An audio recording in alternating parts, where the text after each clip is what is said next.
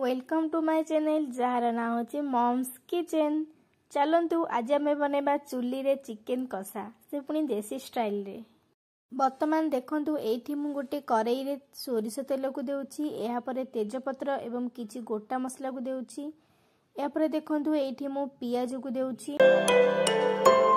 वर्तमान देखंतु एठी पियाज भाजी हो गलाणी। मु एथिरे एबे प्रिया पेस्ट एवं अदा रसुण पेस्ट को देउची। प्रिया पेस्ट आपण माननकु मार्केट रे मिल जिवो।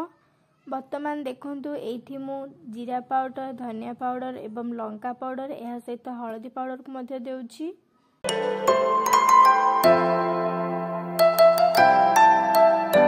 वर्तमान देखंतु एठी हमर मसला प्रस्तुत हो गलाणी।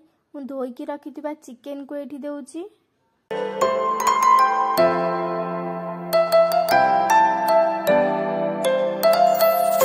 वर्तमान देखंतु एठी चिकेन हमर 50% सिझी गलाणी।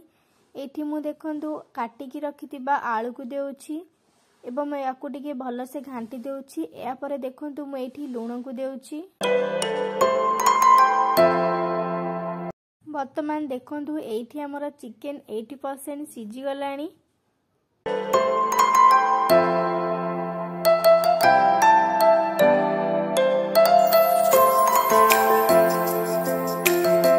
वर्तमान देखंतु एठी मु चिकेन मसला को देउची।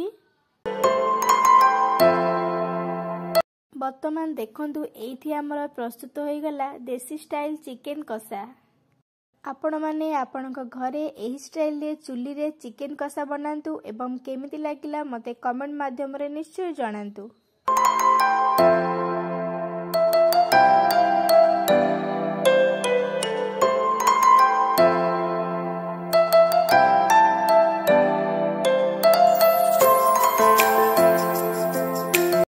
Thank you for watching. Please like, comment, share and subscribe.